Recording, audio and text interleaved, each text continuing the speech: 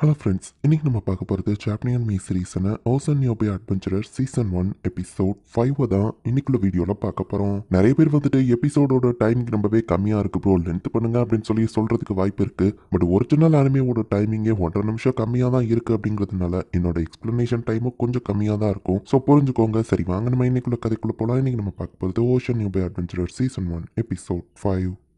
எக்ஸாம்ல இருந்த அந்த பீரங் இன்ஸ்ட்ரக்டர் நம்ம ஹீரோவை தேடி வந்துட்டு இருக்காரு. ஒரு பாஸ் பண்ணிட்டியா சூப்பர், நம்ம வேணா ஒன்னா சேர்ந்து அதுக்கு ஒரு ட்ரிங்க்ஸ் குடிக்கலாமான்னு கேட்கவும், எங்க வச்சு குடிக்க நம்ம ஹீரோ கேட்கறான். பார்ட்டி மேல எனக்கு இன்ட்ரெஸ்டா இருக்கா, அவங்கள நான் மீட் பண்ணணும்னு சொல்லவும் நம்ம ஹீரோவா அட்ரஸை கொடுத்துருப்பான். என்ன நான் வழி மாறி டீமன் கேசலுக்கு வந்துட்டணும் அப்படின்னு சொல்லி அவர் பாக்குறாரு. கேட் இவ்வளவு பெருசா இருக்கு, டெக்கரேஷனுக்கு இருக்கும்னு நினைக்கிறேன். அதான் குட்டி வழி இருக்கு அப்படின்னு அவர் போய் கதவை தட்டினா அந்த பெரிய டோரை தான் நம்ம ஹீரோ ஓப்பன் பண்ணிட்டு இதுதான் என்ட்ரன்ஸ் கூப்பிடுறான். சுத்தி எந்த மான்ஸ்டருமே இல்லையான்னு அவர் கேட்கவும், மான்ஸ்டர்லாம் அந்த பக்கமே வராது நம்ம ஹீரோ சொல்லுவா. அப்புறம் எதுக்கு ஆர்மரை போட்டு வர சொன்ன அப்படின்னு சொல்லி அவர் கேட்கறாரு. ஏன்னா நீங்க உயிரோட திரும்ப போகணும்ல அப்படின்னு நம்ம ஹீரோ சொல்றான். வெல்கம் மிஸ்டர் லாரட் அப்படின்னு சொல்லி ரீனட் வெல்கம் பண்றா. இங்க ஒரு குட்டி பொண்ணு இருக்காளான்னு பார்க்கும்போது ஓம் அப்படின்னு சொல்லி லெவல் 6 ஸ்பெல்ல வச்சு அவ அட்டாக் பண்றா. நம்ம ஹீரோ டக்குன்னு வந்து தடுக்கிறான். அவன் கிட்ட 23,000 டைம் சொல்லிட்டேன் கேசல்குள்ள அட்டாக் பண்ணாதுன்னு அப்படின்னு நம்ம ஹீரோ சொல்லுவோம். பட் நம்ம விளையாண்டி ரொம்ப நாள் ஆச்சுன்னு வா சொல்றா. கேசல் சவர் உடஞ்சதுக்கு உன் ஃபுட்ல இருந்தா பட்ஜெட்டை கழிப்போம் அப்படின்னு சொல்லி ரீனட் சொல்லுவோம்.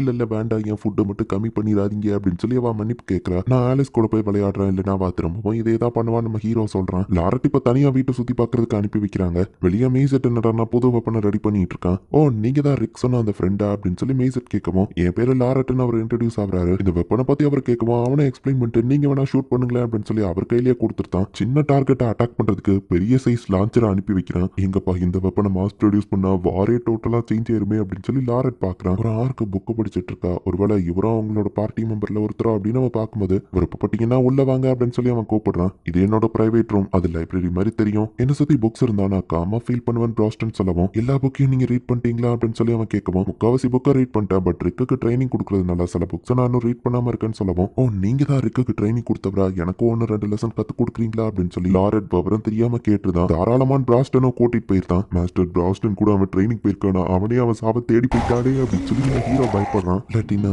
லிலியா உங்க அப்பா சாக போறேன் அப்படின்னு சொல்லி அவன் கீழே விழுந்தா எதுவும் ஆகல. ரீனட் தான் மதியம் சமைக்கிறதுக்காக சாப்பாடு கொண்டு போறேன்னு ஒரு பெரிய மான்ஸ்டர் கொண்டு போயிட்டு இருக்கா. அது நாம கீழே விழுந்ததுல சேஃபா விழுந்திருக்கான். கட்டிட்டு ஓடுந்தான். பிராஸ்டன் தான் அவனை கீழே தள்ளி விட்டுருக்கான். நீங்க மட்டும் வரலன்னா நான் சேர்த்திருப்பேன் அப்படின்னு லாரட் சொல்லவும், பிராஸ்டன் தான் ட்ரைனிங்ல முக்காவாசி ரிக்க கொண்டிருக்காரு அப்படின்னு சொல்லி ரீனட் சொல்றா. நம்ம ட்ரைனிங் கண்டினியூ பண்ணலாமா அப்படின்னு சொல்லி பிராஸ்டன் வந்து நிக்கிறான். உயிரோட இருக்கிறது எவ்வளவு பெரிய விஷயம்னு இன்னைக்கு நான் கத்துக்கிட்டேன் அப்படின்னு சொல்லி லாரட் கீழே விழுந்து கிடக்குறான். அவர் லைட்டா தான் ட்ரைனிங் கொடுக்கேன்னு சொன்னாரு அப்படின்னு லாரட் சொல்லவும், லைட் ட்ரைனிங் கொடுக்குறேன், இனி நான் பண்ண மாட்டேன், சீரியஸா எடுத்துக்கிறேன், இந்த 3 பேர் இதை சொன்னா நம்பவே கூடாதுன்னு நம்ம ஹீரோ சொல்றான். ரிக்கு நானும் அவர் கூட விளையாடணும் அப்படின்னு ஆலிஸ் சொல்லவும், வேண்டாம் அவன் சாம்பல் ஆயிருவான் அப்படின்னு நம்ம ஹீரோ சொல்றான். இப்படி நடக்கும்னு தெரிஞ்சா அவனுக்கு இன்வைட் பண்ண அப்படின்னு மேசட் கேட்கறான். இது ஏன் ஃபால்ட் தான் நம்ம ஹீரோ வருத்தப்படுறான். ரீனட் ஒருத்தி தான் இங்க இருக்கிறதுலயே நார்மலா இருக்கா, உங்க 2 பேருக்குள்ள ரிலேஷன்ஷிப் எவ்வளவு தூரம் போயிருக்குன்னு கேட்கவும், ரீனட்டும் நானும் அந்த மாதிரி கிடையாதுன்னு நம்ம ஹீரோ சொல்றான். அட என்னப்பா எல்லாமே பெர்ஃபெக்டான டைமிங் தான், டைமிங்ல நீ கரெக்டா பண்ணா மத்ததெல்லாம் தானா நடக்கும் அப்படின்னு அவர் சொல்றாரு. இப்ப நைட்டு எல்லாருமே ஒன்னா உட்காந்து டின்னர் சாப்பிடுறாங்க. சாப்பாடு டேஸ்டா இருக்கு அப்படின்னு லாரட் சொல்றான்.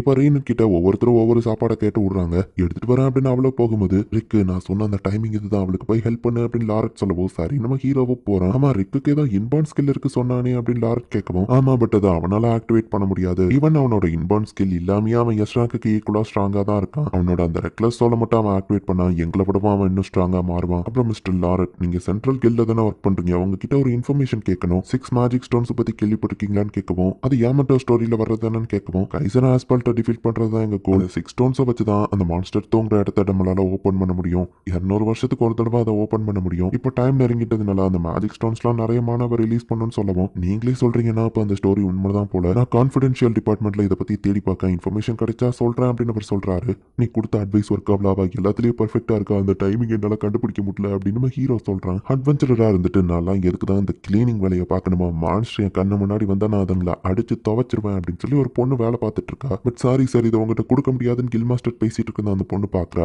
ஆர்க்கு குட்டி பொண்ணு வயசான ஆளு, கில் மாஸ்டர் ஏன் இவங்கள பார்த்து பயந்து பேசிட்டு இருக்காரு அப்படின்னு சொல்லி அந்த பொண்ணு பாக்குறா. 2 ஏரியா அட்வென்ச்சரர்ஸ் மொத்தம் 4 பேர் இருந்தா போதும் அப்படிதானே அப்படின்னு நம்ம ஹீரோ கேட்கறான். எங்க கூட வர எக்ஸ்ட்ரா ஏதாச்சும் ஆள் இருக்கா அப்படின்னு பிராஸ்டன் கேட்கவும், ஹே நீ ஸ்ட்ராங்கான மாஸ்டர் கூட ஃபைட் பண்ணணும்னு சொல்லல, உனக்கான ஆப்பர்ச்சுனிட்டி அப்படின்னு கில் மாஸ்டர் அனுப்பி வைக்கிறாரு. ஓ இவா தான் எங்க ஹெல்ப்பரா அப்படின்னு பிராஸ்டன் கேட்கறான். குழந்தையே போகுது, அப்ப நான் இந்த ஃபைட்ல போலாம் அப்படின்னு சொல்லி அந்த ரேங்கிற பொண்ணு சரி அப்படின்னு சொல்றா. பட் ஆலிஸ் ஒரு சாதாரண குழந்தை இல்லைங்கிறது அவளுக்கு தெரியல. நீங்க எதை தேடி போறீங்கன்னு கேட்கவும், ஒரு மேஜிக் ஸ்டோன் நம்ம ஹீரோ சொல்றான். அது நிறைய காசுக்கு போகுமோன்னு கேட்குமோ, ஆமா பட் நாங்க அதை விற்கிறதுக்காக வரல, அந்த ஸ்டோன் மான்ஸ்டரா அட்ராக்ட் பண்ணும் நம்ம ஹீரோ சொல்லவும், நான் இப்போ ஒரு எஃப் ரேங்க் பட் கூடிய சீக்கிரம் ஏ ரேங்க் ஆயிருவேன், எவ்வளவு பெரிய மான்ஸ்டரா இருந்தாலும் சமாளிச்சிருவேன் வா சொல்லிட்டு நம்ம ஹீரோ ரேங்க கேட்கவும் நான் ரீசெண்டா தான் இ ரேங்க் ஆன நம்ம ஹீரோ சொல்றான். அந்த ஸ்டோனை இவங்க கண்டுபிடிக்கிறாங்க. மீசட்டும் பிராஸ்டன் பார்ட்டியை மானிட்டர் பண்ணிட்டு இருக்கும்போது அப்படியே ஸ்டெல்த் மோட்ல ரீனட்டோட ஸ்கர்ட்டு கீழே ஒரு பைப் அனுப்புறான்.